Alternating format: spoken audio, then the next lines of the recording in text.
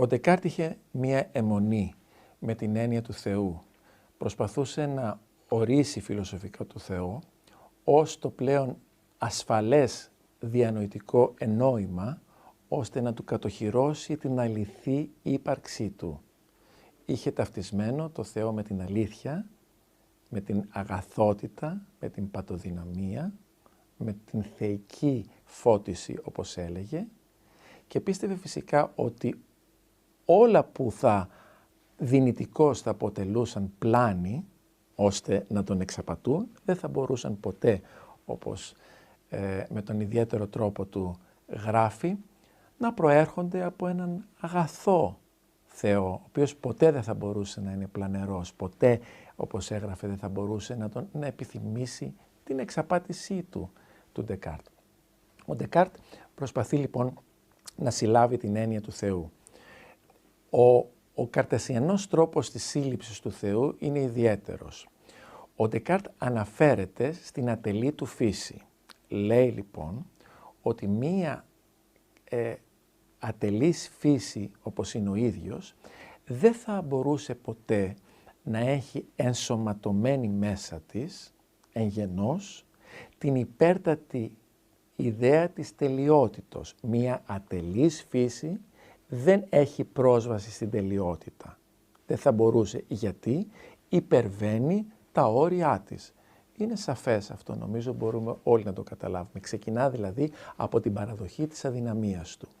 Αυτό τον κάνει να προχωρήσει ένα βήμα και να πει ότι εφόσον λοιπόν είμαι ατελής, η τέλεια φύση, η έννοια της τελειότητας του Θεού, δεν θα μπορούσε λοιπόν να δοθεί παρά μόνον από τον Θεό. Άρα ο Θεός μου έχει εμφυτεύσει την ικανότητα να μπορώ να διακρίνω ότι υπάρχει μία τέλεια φύση και αυτή η φύση ονομάζεται Θεός. Δηλαδή, κατά τον Ντεκάρτ, μην ξεχνάμε ότι ο Ντεκάρτ επιθυμούσε μία καθαρά διανοητική σύνδεση με το Θεό, τουλάχιστον στη φιλοσοφία του, δεν γνωρίζουμε κατηδίαν, στη φιλοσοφία του δηλαδή τον Θεό πίστευε πως είναι μια κατηγορία αιτιότητος, ένα παραγωγικό αίτιο, το causa sui, το αυτέτιον του Θεού, που ο Θεός μέσα από αυτή τη θεώρηση, η ουσία του Θεού ταυτίζεται με την ύπαρξή του. Ο Θεός δηλαδή, η ουσία του είναι να υπάρχει. Δηλαδή, ενώ οι συλλογισμοί μας αναφέρονται σε μια αιτιότητα εξωτερική, το αυτέτιον παραπέμπει πάντα σε μια εσωτερική αιτιότητα. Άρα, εφόσον ένα πράγμα είναι αίτιον εαυτού, εμπεριέχει την ύπαρξή του. Δηλαδή, η θεϊκή ουσία είναι μία απεριόριστη αιώνια δύναμη που παράγει αιωνίως τον εαυτό της.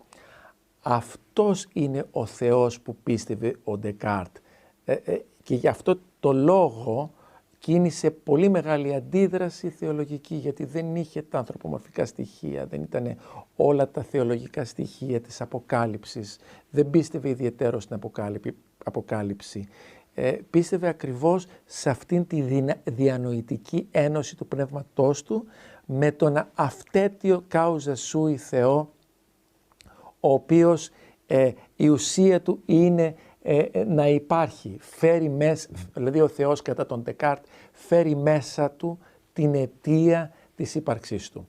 Άρα αυτός ο Θεός κατά τον Ντεκάρτ είναι εκείνος που του εμφυτεύει μέσα εγγενώς την ιδέα του, και έτσι ο Ντεκάρτ μπορεί να τον πιστέψει, γιατί αλλιώς εξαιτίας της μη τελειότητός του, της περατής φύσης της ύπαρξής του, δεν θα μπορούσε ποτέ να τον κατανοήσει. Άρα αυτό εγκαινιάζει την εμφυτοκρατία, γιατί ο Ντεκάρτ, όπως και άλλοι ρασιοναλιστές φιλόσοφοι, πίστευαν ότι υπάρχουν πολλές αρχές που αξιωματικά υπάρχουν μέσα μας. Υπάρχουν δηλαδή πράγματα που εγγενώς υπάρχουν στο ανθρώπινο, γεννιόμαστε με την κατανόησή τους και έτσι τα έχουμε στο μυαλό μας δίχως να έχουμε την ανάγκη να τα διδαχθούμε. Αυτή είναι με πολύ απλά λόγια η εμφυτοκρατία, οι εγγενείς, οι έμφυτες ιδέες που ο ορθολογισμός και η ρασιοναλιστική φιλοσοφία τις προκρίνει και συνεχώς αναμασώνται, ειδικά στο 17ο-18ο αιώνα, από όλους τους ρασιοναλιστές φιλοσόφους. Ο δεύτερος τρόπος που ο Ντεκάρτ προσεγγίζει το Θεό είναι μέσα από το οντολογικό επιχείρημα. Το οντολογικό επιχείρημα γεννιέται από τον Άνσελμο το 10ο αιώνα και πάρα πολύ απλά, για να μην επεκταθώ, γιατί θα πάρει πολύ χρόνο, λέει ότι εφόσον αναγνωρίζουμε ότι ο Θεός είναι η υπέρτατη τέλεια ύπαρξη, δεν θα μπορούσαμε ως κατηγόρημα να αρνηθούμε την ύπαρξή του. Δηλαδή η ύπαρξη είναι κατηγόρημα της τελειότητος. Όπως δηλαδή δεν θα μπορούσαμε να αρνηθούμε ότι το σύνολο των τριών γωνιών σε ένα τρίγωνο ισούνται με 180 μοίρες. Αν αυτό δηλαδή το αρνηθούμε, αρνούμεθα την ύπαρξη του τριγώνου. Υπό αυτή τη λογική, μέσα από το οντολογικό επιχείρημα, εφόσον δηλαδή η διανόηση ορίζει το Θεό ως το τέλειο όν, όπως έλεγε ο Άνσελμος, εκ του οποίου τελειότερον δεν μπορεί να υπάρξει, αν αφαιρέσω την τελειότητα, όπως αναλογικά αν αφαιρέσω δηλαδή τις τρεις γωνίες ως κατηγόρημα, ως χαρακτηριστική ιδιότητα του τριγώνου, απαλήφεται η έννοια του τριγώνου, αν αφαιρέσω την ύπαρξη από το Θεό, αναιρώ την έννοια της τελειότητος και έτσι πια καθίσταται πολύ προβληματική η έννοια του Θεού. Αυτό είναι λοιπόν το οντολογικό επιχείρημα που από το 10ο αιώνα πολλοί φιλόσοφοι και θεολόγοι στη Δύση χρησιμοποίησαν πάρα πολύ στην εδραίωση μιας και νατουραλιστικής θεολογίας, αλλά και μιας φιλοσοφικής τεκμηρίωσης που ειδικά με τον εκχριστιανισμό του Αριστοτέλη και από το θανάτο των Ακινάτη και γενικά στο πλαίσιο της ευρύτερης θεολογικής διδασκαλίας της Δύσης χρησιμοποιήθηκε πάρα πολύ το οντολογικό επιχείρημα. Αυτά είναι τα δύο λοιπόν επιχειρήματα που ο Καρτέσιος στείνει για να αποδείξει την ύπαρξη του Θεού. Κλείνοντας, να πω πως ο Καρτέσιος, έχω τη γνώμη πως ήταν ένας άνθρωπος που πίστευε. Ήταν καθολικός, σε κάποιες επιστολές του συγκεκριμένα, όταν κάποιοι επιχειρούσαν να τον προσιλητήσουν στο προτεσταντισμό, γιατί ήταν μια εποχή με μεγάλο ναυρασμό θεολογικό, ήταν πολύ κοντά η μεταρρύθμιση, όλα ήταν, ο τριακονταετής πόλεμος είχε φέρει τα πάνω κάτω, αλλά ο Ντεκάρτ επιθυμούσε να παραμείνει πιστός σε αυτό που έλεγε το δόγμα του βασιλιά του και ορισμένες φορές έλεγε το δόγμα της παραμάνας του και της γιαγιάς του. Ήταν ένας άνθρωπος θεωρώ πιστός.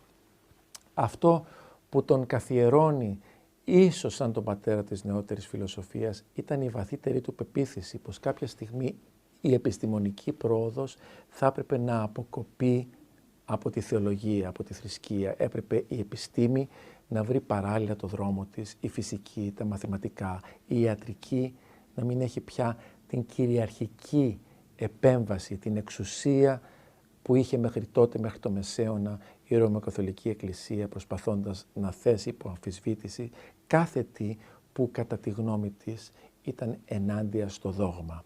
Αυτό οδήγησε την ιστορία σε πολύ δυσάρεστες σελίδες, όπως στην Πειρά κάηκαν άνθρωποι, ο Τζορντάνο Μπρούνο, ένας πολύ σημαντικός φιλόσοφος, ήταν από τους τελευταίους που οδηγήθηκαν στην Πειρά, από τους ίδιους που δίδασκαν τον Λόγο του Θεού, κάτι που φυσικά απάδει της αγάπης του Θεού και κάτι που διαφοροποιεί, θεωρώ, στο σημαντικότερο βαθμό το ορθόδοξο δόγμα της ορθόδοξης πατερικής θεολογίας, το οποίο φυσικά κινείται σε εντελώς διαφορετικά θεολογικά νερά από αυτό του Μεσαίωνα και είμαστε πολύ τυχεροί γι' αυτό. Αυτός είναι ο Ρενέ Ντεκάρτ, ο άνθρωπος της γνώσης, των μαθηματικών, της επιστήμης, ο άνθρωπος που επιθύμησε βαθιά να φέρει την επιστήμη, τη σιγουριά των μαθηματικών στη φιλοσοφία και γι' αυτό το λόγο, όχι άδικα, θεωρείται από όλους τους νεότερους φιλοσόφους, τους ιστορικούς, ο πατέρας και ο θεμελιωτής της σύγχρονης φιλοσοφίας της Δύσης.